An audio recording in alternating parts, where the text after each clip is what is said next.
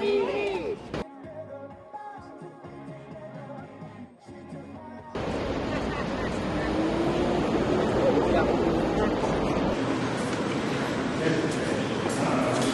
The elevators are really unique.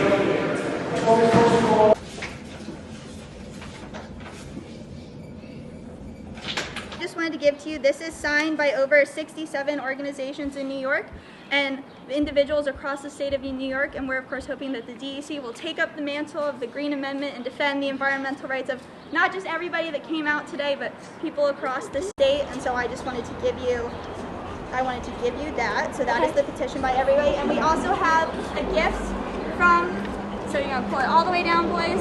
And so this has the organizations, and on the back it has a beautiful message that we hope you will display in your offices to remember all the great Green Amendment messaging and work, and that you guys will be inspired by it every day. I will bring this upstairs and I will give this to Interim Commissioner Sean Bahar. Great, thank you so much. We really appreciate it. The reality is every government official in the state of New York has a duty to uphold the Constitution and enforce the constitutional environmental rights found in the New York Green Amendment.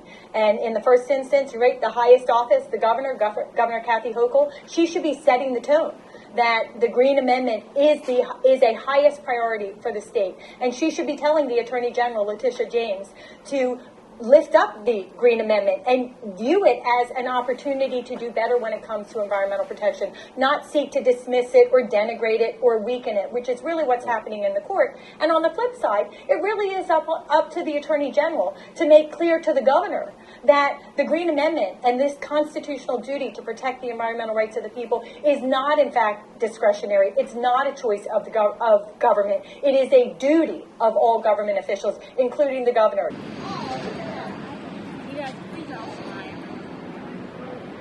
Over 70% of the people who voted said, yes, we are entitled to clean air, clean water, and a healthful environment.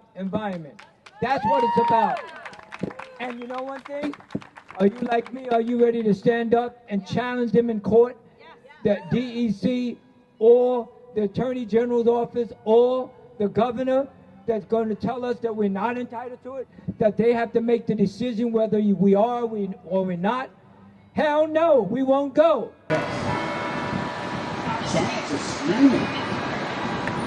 We're in a climate emergency.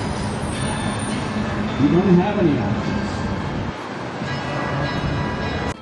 Governor Hochul and the Attorney General can't pick and choose which parts of the Constitution to defend.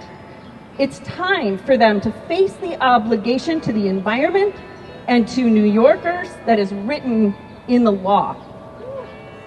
We know Attorney General James has stepped up when polluters are infringing on our rights, like when she launched a lawsuit against Pepsi for its plastic pollution and contamination of our waterways.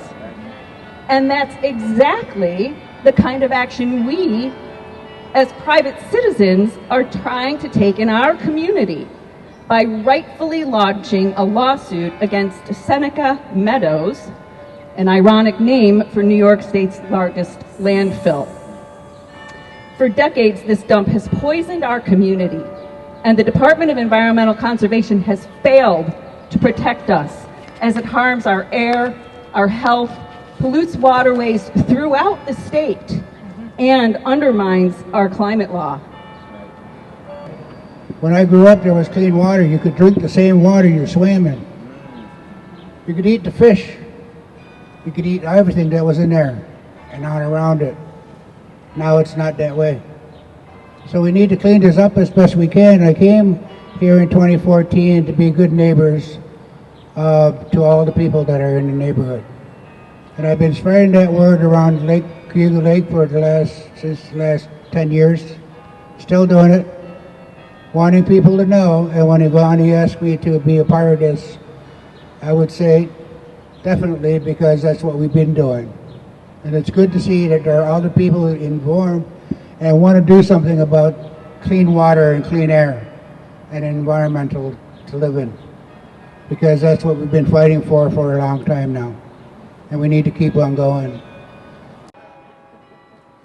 I'll sort of start at the beginning. So the Green Amendment is under legal challenge. There were early rulings that says it's self-executing. The legislature does not need to do anything more about it. It's not an option of the state to enforce it. And yet, our government and our regulators and our judicial system are challenging the Green Amendment, as you've heard. So our Attorney General says the legislature has to define something so opaque as clean air. Let's see, clean air is the absence of bad air. But the DEC continues to permit bad air. How about that? It's amazing. It's our right! Clean air! It's our right! It's our right! You know, the land, most people on the planet understand that human beings are an integral part of nature. But somehow we have these people who commoditize everything, who think that you can defoliate the biosphere that you live in. You know, we have to understand the harmony between human beings and nature and act accordingly. This Monday, we had a major press conference not very far from here at the 79 Sheridan Avenue steam plant. And we had about 12 families that had several members that had stage 4 cancer. The Sheridan Avenue steam plant since 1911 has polluted and continues to pollute the neighborhoods around Sheridan Hollow. And so we had people there who lived in that area between the 50s and 70s who talked about the coal ash that they had to change their clothes and wash their hair before they came into the house. Between 1981 and 1994, Mayor Corning said he was going to be able to burn trash at a high enough temperature so that it wouldn't be toxic. Unfortunately, the surrounding neighbors have large numbers of cancer. Clean air! It's our right! Clean water! It's our right! Clean air! It's our right! Clean water! It's our right! And I can tell you that there's something I know that young people every day feel the pressure to protect our world from all angles, whether you're a woman, whether you're fighting for your sexual orientation, whether you're fighting for who you love, whether you're fighting to breathe clean air. And it's really scary, and I think a lot of people wake up every day with the fear of what will my future look like, what will the future of generations to come after me look like, and how will we handle it. But in that same vein, I know that that fear is also met with courage. And especially in New York, where we have the power to go to the governor, to go to the DEC commissioner, and to go to the attorney general with the powerful backing of the Green Amendment to say, we have environmental rights, and you must not just uphold them, but actually defend them. Yes. Woo! Clean air, clean water, and a healthful environment are not just wants. They are not just desires, they are not privileges, they are the foundations of our survival.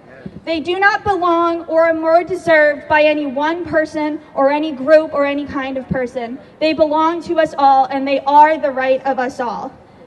Why do we want clean water? Why do we want it? But unfortunately, our government officials have been letting us down. They've not been embracing the opportunity or the obligation in our New York Green Amendment. In fact, they've been seeking to diminish it, to say it doesn't really change anything. And the government, in fact, is in court right now, today, saying that it is up to their discretion, meaning their choice, to decide how, when, to what degree, where, or even if they should enforce New York state laws necessary to protect the environmental rights of the people who are being impacted by pollution and environmental devastation. Well, we are here today to say to them, it's not your choice. It's our right. That's right. It's our right. It's our right. It's our right. It's our right. It's our right. It's our right.